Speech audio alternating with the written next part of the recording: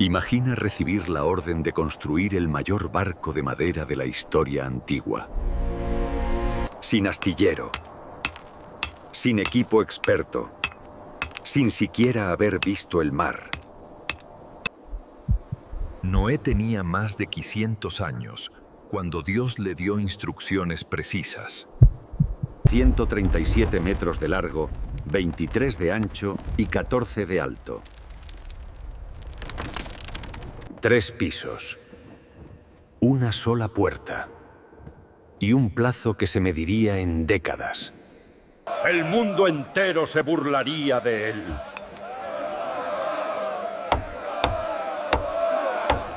Pero él comenzó.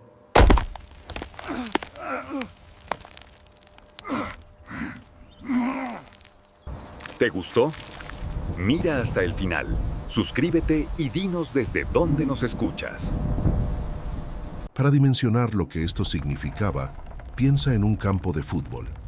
El arca de Noé era más grande, mucho más grande. Su longitud equivalía aproximadamente a un campo y medio de fútbol profesional. Su anchura superaba una piscina olímpica y su altura correspondía a un edificio de 4 a 5 pisos, todo ello construido con madera, herramientas manuales y un equipo que cabía en los dedos de 2 manos. Estamos hablando de una embarcación con un volumen interno de aproximadamente 40.000 metros cúbicos. Para visualizarlo de otra forma, sería necesario poner en fila 500 camiones de mudanza para igualar esa capacidad, o apilar más de 15.000 automóviles populares. El arca no era un barquito de ilustración infantil con jirafas apretujadas y leones sonriendo por la ventana. Era una estructura colosal que rivalizaba con los mayores barcos de carga de la antigüedad y los superaba en tamaño por un amplio margen. Las instrucciones vinieron directamente de Dios, registradas en el capítulo 6 del libro de Génesis. 300 codos de longitud, 50 codos de anchura, 30 codos de altura. El codo era la medida estándar de la época, la distancia entre el codo y la punta del dedo corazón de un hombre adulto. Dependiendo de la conversión utilizada, esto representaba algo entre 44 y 50 centímetros. Algunas tradiciones judías sugieren que el codo real podría llegar a 55 centímetros, lo que haría el arca aún más impresionante. Hasta 165 metros de longitud.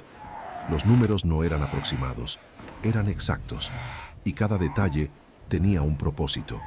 Pero antes de entender cómo se construyó el arca, necesitamos comprender el mundo en que vivía Noé.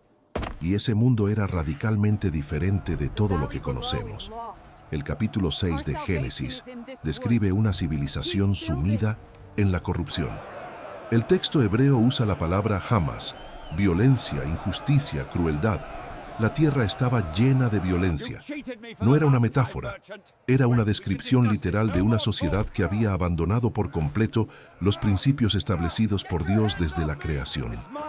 Los pensamientos del corazón humano eran de continuo solamente el mal, no ocasionalmente, continuamente.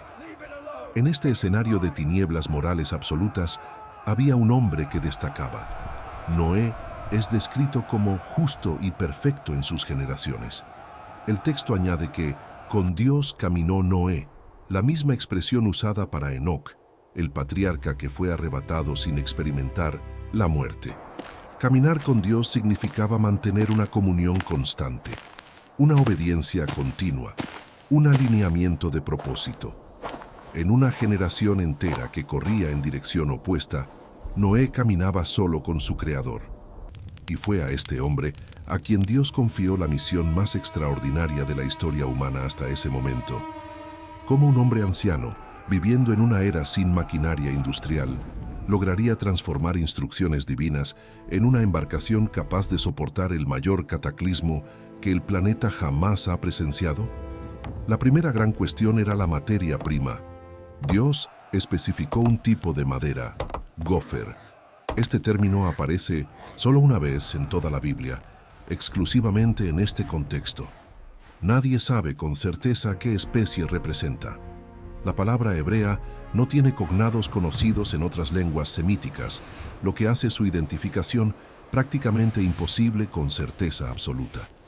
Algunos estudiosos creen que se trataba del ciprés, un árbol conocido por su extraordinaria resistencia a la humedad y su extrema durabilidad. El ciprés crece lentamente, desarrollando fibras densas y compactas que resisten la descomposición, incluso en contacto prolongado con el agua. En la Europa medieval, esta madera se usaba para construir depósitos de agua, puertas de catedrales e incluso ataúdes de nobles, precisamente porque no se pudría fácilmente. Otros sugieren que podría ser cedro, pino, ébano, acacia o enebro. La traducción griega del Antiguo Testamento, conocida como la Septuaginta, optó por traducir gofer como madera escuadrada, centrándose en el proceso de preparación en lugar de la especie. La Vulgata latina siguió un camino similar, usando madera cepillada. Hay una teoría aún más fascinante. Debido a la similitud entre las letras hebreas Gimel y Kaf, ambas se asemejan a una C invertida. Algunos estudiosos proponen que la primera letra de la palabra fue cambiada inadvertidamente por un escriba antiguo. Si la palabra original fuera kofer en lugar de gofer, el significado cambiaría por completo: madera de brea o madera embetunada. Esto indicaría no una especie específica, sino un proceso de tratamiento: madera preparada con resina impermeabilizante. Sea cual fuere el árbol exacto, Noé no estaba trabajando con material inferior.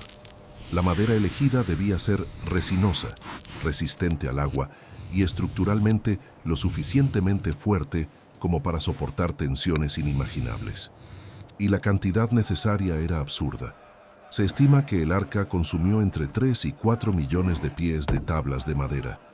Para ponerlo en perspectiva, si estas tablas se colocaran en fila una tras otra, formarían una línea continua de aproximadamente 400 kilómetros, la distancia entre la ciudad de Madrid y la ciudad de Barcelona.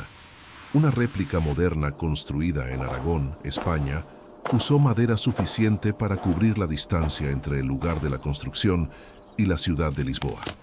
Cada árbol debía ser seleccionado, talado, transportado, aserrado en tablas, moldeado y encajado.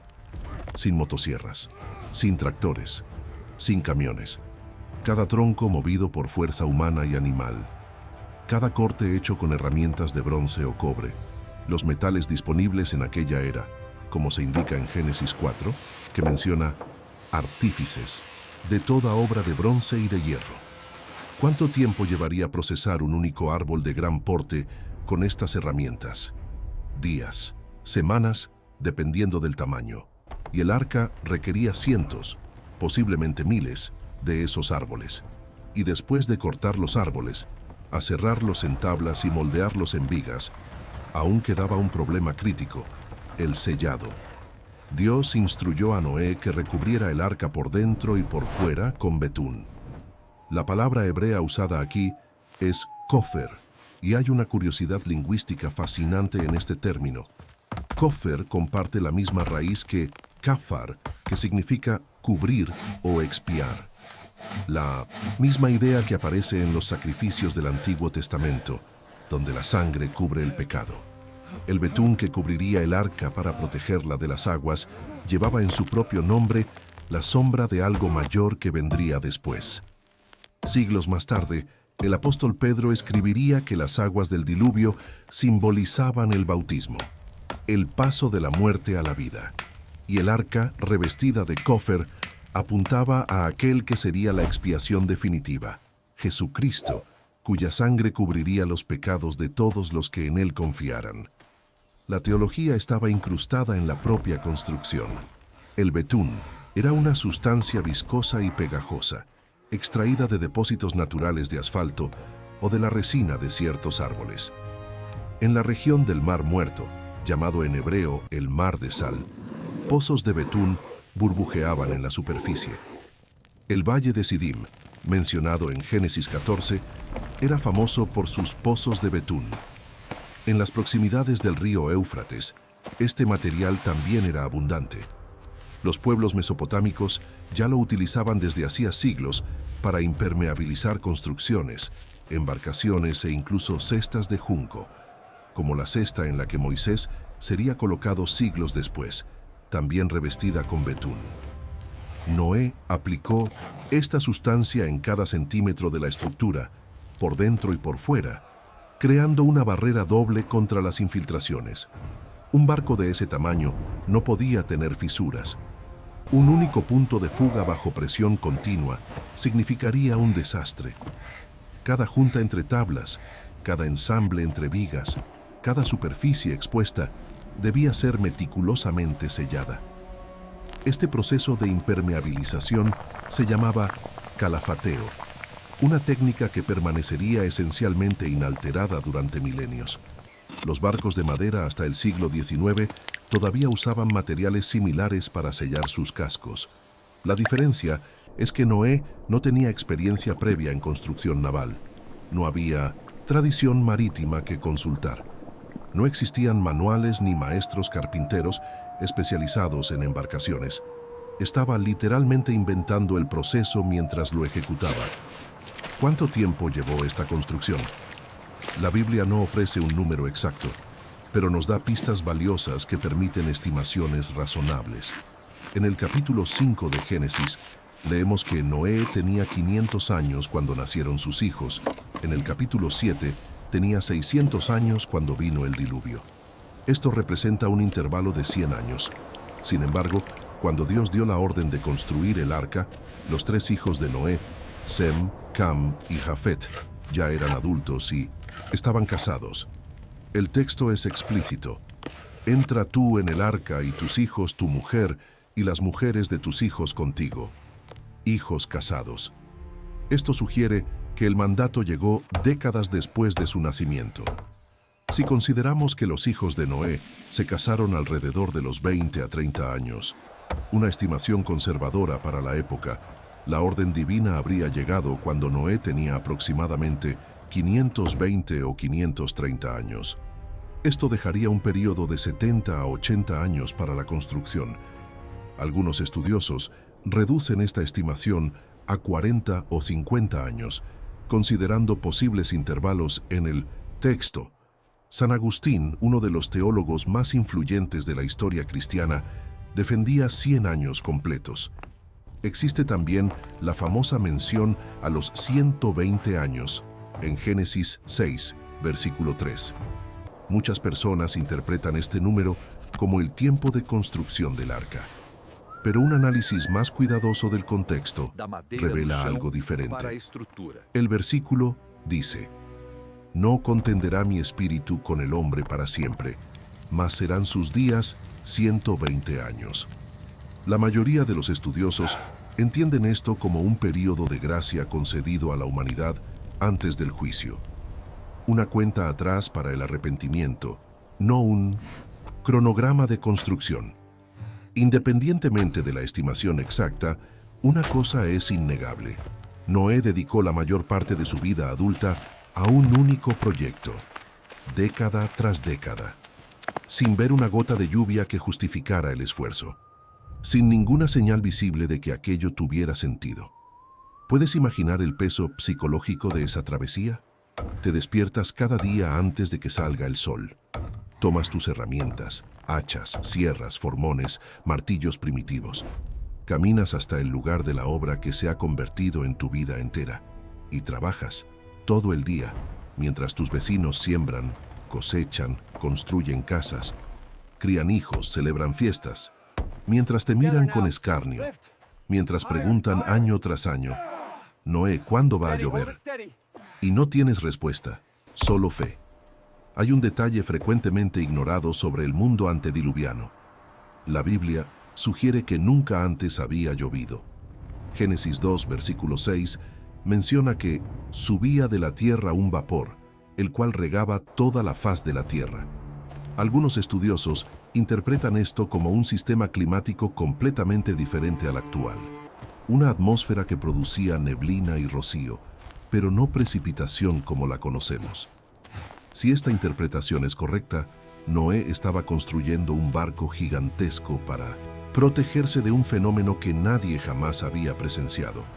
La locura aparente era total, Y no era solo la falta de lluvia, era la ausencia de cualquier cuerpo de agua significativo en las proximidades. No hay indicación bíblica de que Noé viviera cerca del mar o de un gran río. Estaba construyendo una embarcación oceánica en medio de tierra firme. Para sus contemporáneos, esto era tan absurdo como si alguien construyera un submarino en el desierto del Sáhara.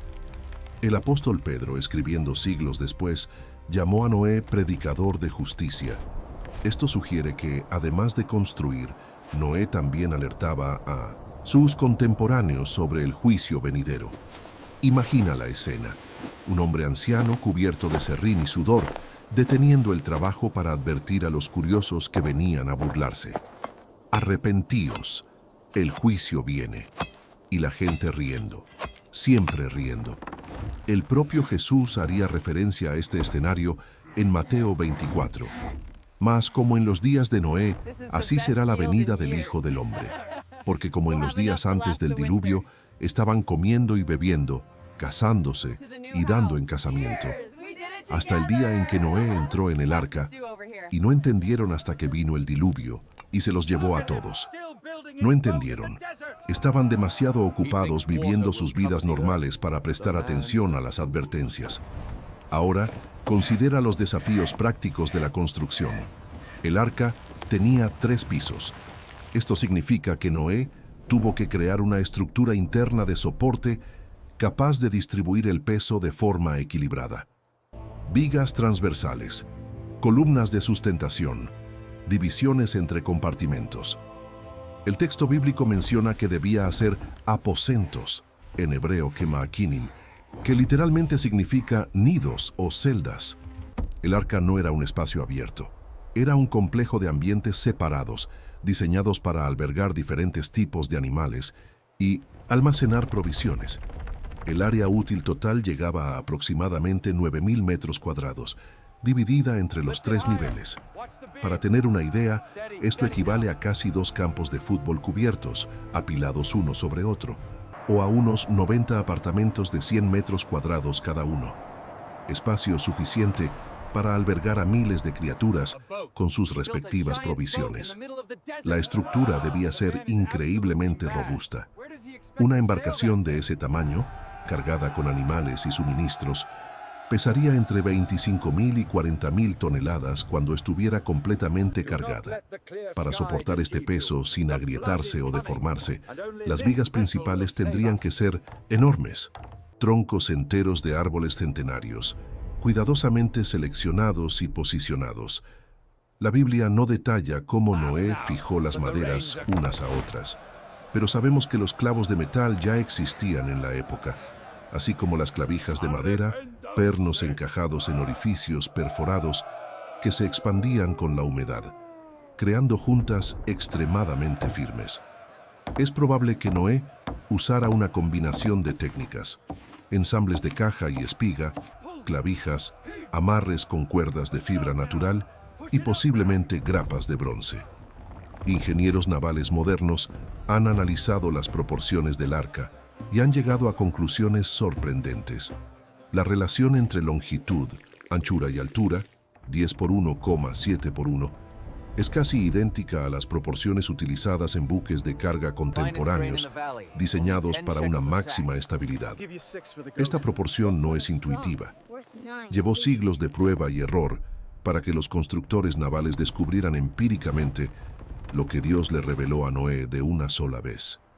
El arca no tenía proa afilada, quilla profunda, velas ni remos. No los necesitaba.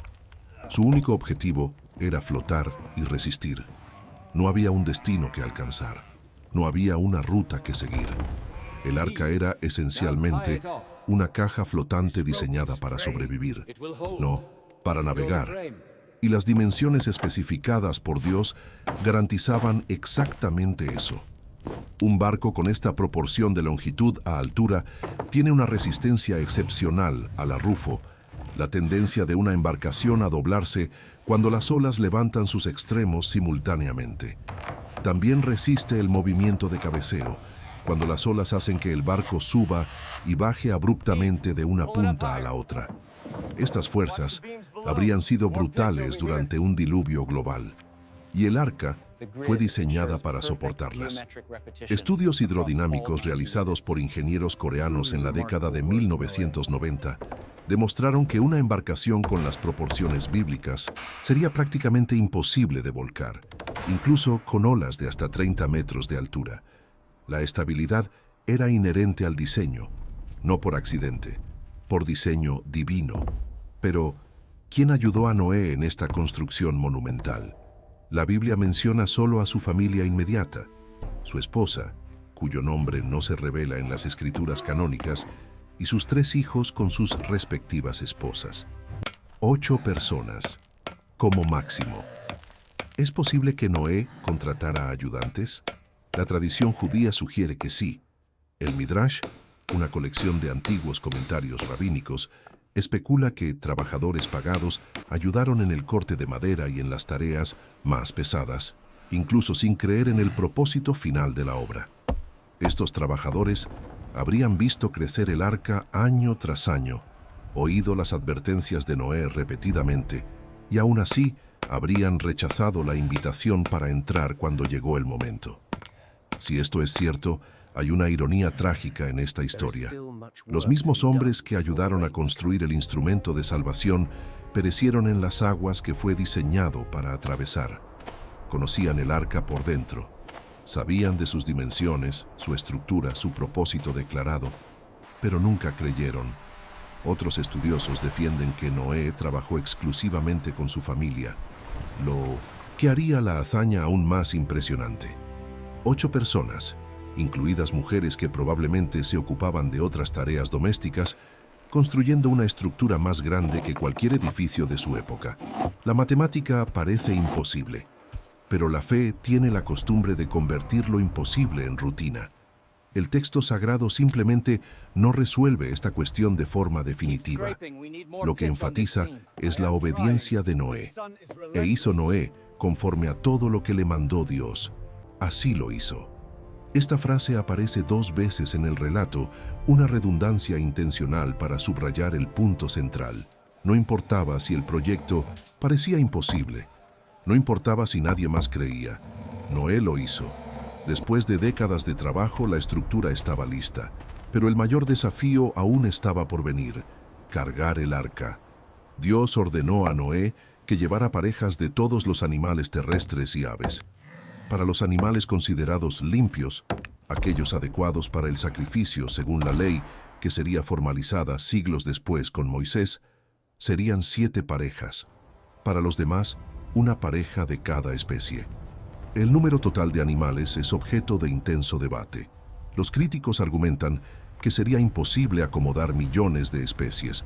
Después de todo, la ciencia moderna cataloga entre 8 y 10 millones de especies diferentes en el planeta. ¿Cómo cabrían todas en un solo barco? Los defensores del relato bíblico responden con varios argumentos. Primero, la clasificación bíblica de especies probablemente corresponde a categorías más amplias, lo que hoy llamamos familias o géneros taxonómicos. La palabra hebrea usada es min, que indica tipo o especie en un sentido más flexible. No era necesario llevar todas las variaciones de perros, por ejemplo, solo una pareja del tipo canino original, del cual descenderían todas las razas posteriores. Segundo, los animales marinos y acuáticos no necesitaban estar en el arca. Peces, ballenas, delfines, crustáceos, moluscos, todos sobrevivirían en las aguas del diluvio. Esto elimina un enorme porcentaje de la biodiversidad. Tercero, muchos invertebrados, insectos, arácnidos, gusanos, podrían sobrevivir en troncos flotantes, masas de vegetación, o simplemente no fueron incluidos en el mandato divino, que especifica animales terrestres en que hay espíritu de vida. Considerando solo animales terrestres de respiración pulmonar y agrupándolos en categorías taxonómicas más amplias, estimaciones conservadoras sugieren entre 16.000 y 30.000 animales individuales. Estudios más rigurosos, como los realizados por el investigador John Woodmorap, llegan a aproximadamente 16.000 animales, con un tamaño promedio equivalente a un gato doméstico. Aún así, un número gigantesco. Y no era solo una cuestión de espacio físico, era la alimentación, el agua, la limpieza, la ventilación, la salud. ¿Cómo alimentar a 16.000 animales durante más de un año sin refrigeración, sin agricultura activa, sin reabastecimiento? El techo del arca tenía una abertura de un codo, aproximadamente 45 centímetros, que probablemente rodeaba toda la estructura o formaba una claraboya central. El término hebreo usado es tzohar, que puede significar abertura o luz. Los estudiosos creen que esta ventana funcionaba como un sistema de ventilación natural, permitiendo la circulación de aire fresco y la salida del aire viciado. Sin esto, la concentración de gases tóxicos, amoníaco, metano, dióxido de carbono, producidos por miles de animales en un espacio cerrado, habría sido letal en cuestión de días. Algunas reconstrucciones modernas sugieren que el arca podría haber tenido un sistema de ventilación pasiva bastante sofisticado. La diferencia de temperatura entre el interior, calentado por los cuerpos de los animales, y el exterior, más frío, crearía corrientes de convección que atraerían aire fresco hacia adentro y expulsarían el aire viciado hacia afuera. Un diseño inteligente incorporado en la propia estructura. En cuanto a la alimentación, Dios instruyó a Noé que almacenara todo alimento que se come. Los granos secos, trigo, cebada, avena, pueden almacenarse durante años si se mantienen en un ambiente seco. Las frutas deshidratadas, como higos y dátiles, eran comunes en la región y tenían una larga durabilidad. El heno y la paja podrían alimentar a los herbívoros. Para los carnívoros, las opciones incluían carne salada, seca o ahumada, además de pescado en conserva. Pero hay otra posibilidad frecuentemente considerada por los estudiosos. Muchos animales pueden haber entrado en un estado de letargo o hibernación durante el viaje. Dios, que ordenó a los animales que vinieran a Noé, el texto indica que los animales vinieron por iniciativa divina, no por captura, podría igualmente haber inducido un estado de somnolencia que reduciría drásticamente sus necesidades metabólicas. No lo sabemos con certeza. El texto bíblico no detalla la logística interna del arca, pero sabemos que funcionó durante 370 días. Espera, 370 días. Sí, muchas personas asumen que fueron 40 días, el período de la lluvia. Pero el texto bíblico revela una realidad muy diferente. Génesis 7, versículo 11, registra la fecha exacta en que comenzó el diluvio. El año 600 de la vida de Noé, en el mes segundo, a los 17 días del mes. La lluvia duró 40 días y 40 noches, pero las aguas continuaron subiendo y cubriendo la tierra durante 150 días.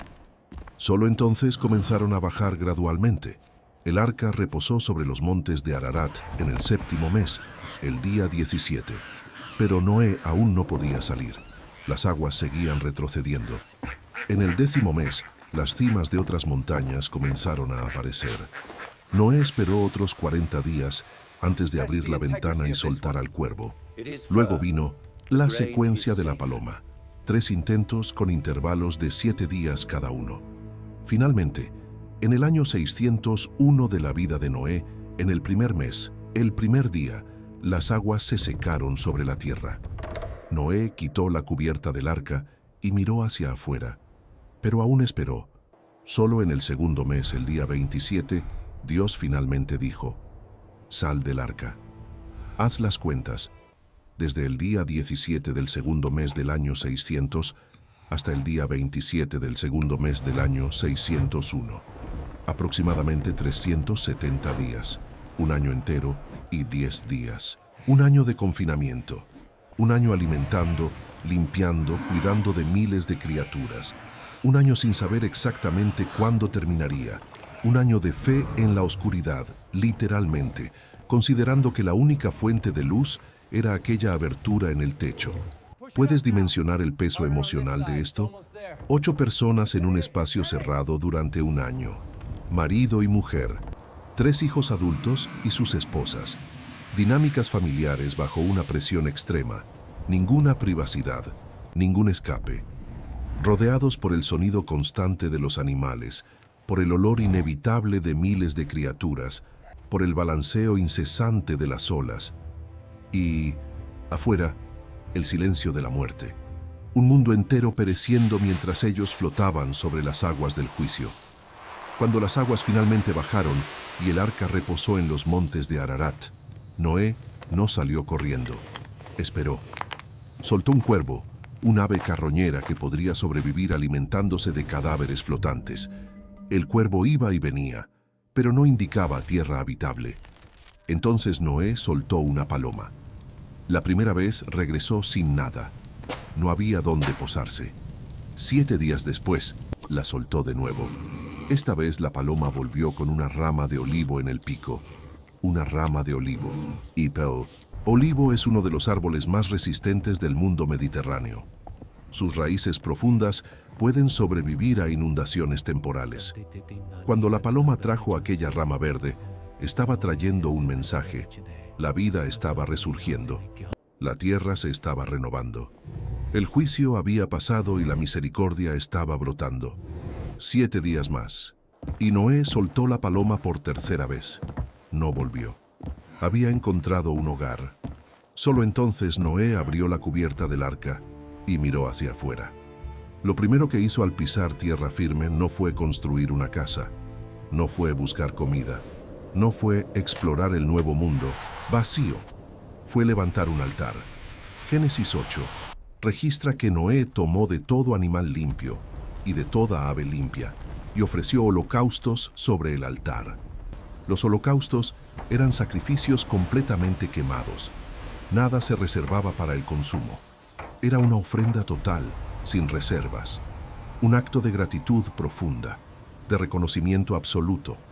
Noé había sobrevivido al juicio más devastador de la historia humana. Su familia era ahora la única familia sobre la faz de la tierra. Todo debía ser reconstruido desde cero. Civilización, agricultura, ganadería, todo. Y lo primero que eligió hacer fue adorar. La respuesta de Dios fue igualmente significativa. Percibió el olor grato del sacrificio e hizo una promesa. No volveré más a maldecir la tierra por causa del hombre, ni volveré más a destruir todo ser viviente, como he hecho. Mientras la tierra permanezca, no cesarán la sementera y la siega, el frío y el calor, el verano y el invierno, y el día y la noche. Y entonces vino el pacto. Dios estableció un pacto con Noé, con sus descendientes y con toda criatura viviente. Prometió nunca más destruir la tierra con un diluvio, y puso el arco iris en el cielo como señal permanente de esa promesa. El arco iris. Ese fenómeno óptico que ocurre cuando la luz solar atraviesa gotitas de agua y se divide en su espectro de colores. Algo que probablemente nunca se había visto antes del diluvio, si la teoría del clima antediluviano sin lluvia es correcta. Ahora, cada vez que se formaran nubes de tormenta y cayera la lluvia, el arco aparecería como un recordatorio visual. Dios se acuerda de su promesa. Hasta hoy, cuando vemos colores refractados en las nubes después de una tormenta, estamos mirando un memorial vivo de un pacto hecho hace milenios con un hombre que eligió obedecer, cuando nadie más lo hacía. El arca cumplió su propósito y desapareció en la historia. A lo largo de los siglos, expediciones han intentado encontrar sus restos en los montes de Turquía. El monte Ararat, con sus 5.137 metros de altitud, permanece cubierto de hielo durante la mayor parte del año, teóricamente preservando cualquier estructura de madera que pudiera existir en sus laderas. Exploradores relatan avistamientos desde el siglo XIX. En 1876, el explorador británico James Bryce afirmó haber encontrado un trozo de madera trabajada a más de 4.000 metros de altitud. En 1955, el aventurero francés Fernand Navarra descendió por una grieta glacial y trajo fragmentos de madera que dató como de miles de años de antigüedad. Fotografías aéreas tomadas durante la Segunda Guerra Mundial y misiones de reconocimiento de la Guerra Fría mostraron formaciones sospechosas bajo el hielo. Pero ninguna evidencia concluyente ha sido presentada. Ningún fragmento universalmente aceptado. Ninguna estructura definitivamente identificada. El arca permanece perdida, o quizás simplemente descompuesta tras milenios de exposición a los elementos. En 2016, una organización estadounidense decidió construir una réplica a tamaño real en el estado de Kentucky, en los Estados Unidos. El proyecto llamado Ark Encounter, Encuentro con el Arca, costó más de $100 millones. La estructura mide 155 metros de longitud, 26 metros de anchura y 15 metros de altura, dimensiones basadas en una conversión ligeramente diferente del codo. Es la mayor estructura de madera con entramado, timber frame, del mundo. La construcción tardó poco más de un año en completarse, usando grúas modernas, sierras eléctricas, tractores, camiones, ordenadores de diseño y cientos de trabajadores especializados. Un año con tecnología del siglo XXI. Décadas con herramientas de bronce y fe. La comparación es humillante. Los visitantes que caminan por los 3 pisos de la réplica en Kentucky frecuentemente relatan la misma reacción. No tenía idea de que era tan grande. Las ilustraciones de los libros infantiles nos han traicionado. El Arca de Noé no era un juguete, era una catedral flotante, un monumento de obediencia construido tabla por tabla, año tras año, por un hombre que nunca vio una gota de lluvia hasta que fue demasiado tarde para sus contemporáneos. ¿Y qué nos enseña esta historia? Piensa en el silencio de aquellos primeros días después del diluvio. 8 personas. Un mundo vacío. Todo por reconstruir. Noé miró el arca varada en la montaña. Aquella estructura que consumió décadas de su vida, que le costó reputación, fuerza y juventud, y supo que nunca más la necesitaría. La mayor obra de sus manos había cumplido una única función: atravesar el juicio. El arca no era un fin en sí misma, era un medio, un instrumento temporal para un propósito eterno. Después de cumplir su función, se volvió obsoleta. Noé nunca más se embarcó en ella. Nunca la usó como casa o granero. Simplemente permaneció allí, testimonio silencioso de lo que la fe puede lograr cuando se alinea con la voluntad de Dios. Siglos después, el autor de la carta a los Hebreos incluiría a Noé en su lista de héroes de la fe. Por la fe, Noé, cuando fue advertido por Dios acerca de cosas que aún no se veían, con temor preparó el arca en que su casa se salvase, y por esa fe condenó al mundo, y fue hecho heredero de la justicia que viene por la fe. 3 elementos destacan en esta descripción. Primero, Noé fue advertido de cosas que aún no se veían. No había evidencia visible del diluvio venidero, ninguna nube de tormenta en el horizonte, ninguna señal meteorológica, solo la palabra de Dios, y eso fue suficiente. Segundo, Noé con temor. No un miedo paralizante, sino un temor reverente que lo movió a la acción. Tomó en serio la advertencia divina, la trató como una realidad antes de que se convirtiera en realidad, y actuó en consecuencia. Tercero, su acción condenó al mundo. No porque Noé pronunciara juicio sobre nadie, sino porque su obediencia expuso la desobediencia de todos los demás. Mientras él construía, ellos se burlaban. Mientras él se preparaba, ellos ignoraban. El arca en construcción era una predicación silenciosa que nadie quiso oír. El propio Jesús usó la historia de Noé como una advertencia sobre el futuro. En Mateo 24, comparó los días que precederían a su segunda venida con los días de Noé. Gente viviendo normalmente, desatenta a las señales, sorprendida por el juicio. El mensaje es claro. La historia no ha terminado. Otro diluvio, esta vez de fuego, según Pedro, vendrá sobre los que rechazan la salvación ofrecida. Y así, como hubo un arca en el primer juicio, hay un refugio en el segundo. El apóstol Pedro hace la conexión explícita. Así como 8 personas fueron salvadas a través del agua en el arca, el bautismo ahora salva. no quitando las inmundicias de la carne, sino como la aspiración de una buena conciencia hacia Dios por la resurrección de Jesucristo. El arca apuntaba a Cristo. La única puerta apuntaba a Cristo que dijo: «Yo soy la puerta. El que por mí entrare, será salvo». La madera del arca, que salvó del agua, apuntaba a la madera de la cruz, que salva del pecado. El betún que cubría el arca apuntaba a la sangre que cubre nuestras transgresiones. La familia preservada, dentro apuntaba a la familia de Dios, protegida en Cristo. Noé no vio todo esto, no podía, pero obedeció de todos modos, construyó lo que se le ordenó, sin comprender plenamente lo que representaba. Y esa es quizás la mayor lección de su vida. La fe no siempre exige comprensión, a veces solo exige obediencia. Hoy, expediciones todavía buscan vestigios del arca en el monte Ararat. Algunas alegan haber encontrado fragmentos, otras regresan con las manos vacías. Los arqueólogos debaten, los escépticos dudan, los creyentes esperan. Pero quizás la búsqueda del objeto esté equivocada. Lo que el arca realmente dejó no fue madera preservada en hielo. No fue una reliquia para museos o documentales. Lo que dejó fue una verdad incómoda que atraviesa los siglos. Dios avisa antes de actuar y siempre, siempre provee un camino para quien elige escuchar. La pregunta no es si el arca existió. La pregunta es: cuando llegue el llamado, ¿vas a construir? Para dimensionar lo que esto significaba, piensa en un campo de fútbol. El arca de Noé era más grande, mucho más grande.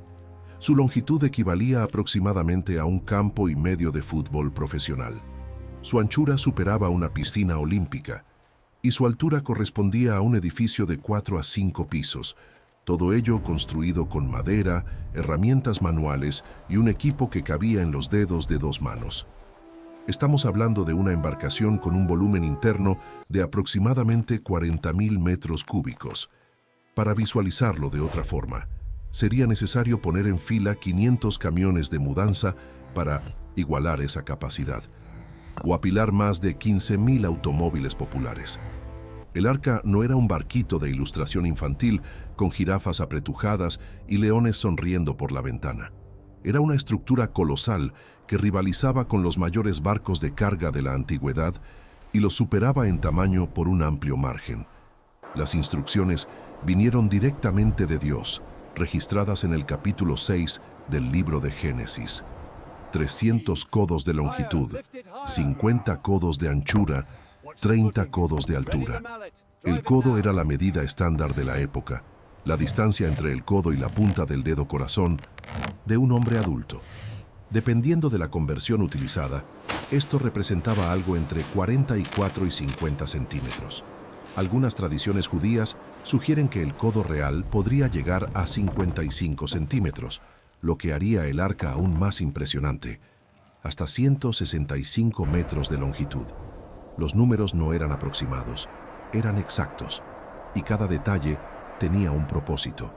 Pero antes de entender cómo se construyó el arca, necesitamos comprender el mundo en que vivía Noé. Y ese mundo era radicalmente diferente de todo lo que conocemos. El capítulo 6 de Génesis describe una civilización sumida en la corrupción. El texto hebreo usa la palabra hamas, violencia, injusticia, crueldad. La tierra estaba llena de violencia. No era una metáfora, era una descripción literal de una sociedad que había abandonado por completo los principios establecidos por Dios desde la creación. Los pensamientos del corazón humano eran de continuo solamente el mal, no ocasionalmente, continuamente. En este escenario de tinieblas morales absolutas, había un hombre que destacaba. Noé es descrito como justo y perfecto en sus generaciones. El texto añade que con Dios caminó Noé, la misma expresión usada para Enoc, el patriarca que fue arrebatado sin experimentar la muerte. Caminar con Dios significaba mantener una comunión constante, una obediencia continua, un alineamiento de propósito. En una generación entera que corría en dirección opuesta, Noé caminaba solo con su Creador. Y fue a este hombre a quien Dios confió la misión más extraordinaria de la historia humana hasta ese momento: cómo un hombre anciano, viviendo en una era sin maquinaria industrial, lograría transformar instrucciones divinas en una embarcación capaz de soportar el mayor cataclismo que el planeta jamás ha presenciado? La primera gran cuestión era la materia prima. Dios especificó un tipo de madera, gofer. Este término aparece solo una vez en toda la Biblia, exclusivamente en este contexto. Nadie sabe con certeza qué especie representa. La palabra hebrea no tiene cognados conocidos en otras lenguas semíticas, lo que hace su identificación prácticamente imposible con certeza absoluta. Algunos estudiosos creen que se trataba del ciprés, un árbol conocido por su extraordinaria resistencia a la humedad y su extrema durabilidad. El ciprés crece lentamente, desarrollando fibras densas y compactas que resisten la descomposición, incluso en contacto prolongado con el agua. En la Europa medieval, esta madera se usaba para construir depósitos de agua, puertas de catedrales e incluso ataúdes de nobles, precisamente porque no se pudría fácilmente. Otros sugieren que podría ser cedro, pino, ébano, acacia o enebro. La traducción griega del Antiguo Testamento, conocida como la Septuaginta, optó por traducir gofer como madera escuadrada, centrándose en el proceso de preparación en lugar de la especie. La Vulgata latina siguió un camino similar, usando madera cepillada. Hay una teoría aún más fascinante. Debido a la similitud entre las letras hebreas Gimel y Kaf, ambas se asemejan a una C invertida. Algunos estudiosos proponen que la primera letra de la palabra fue cambiada inadvertidamente por un escrito antiguo. Si la palabra original fuera gofer,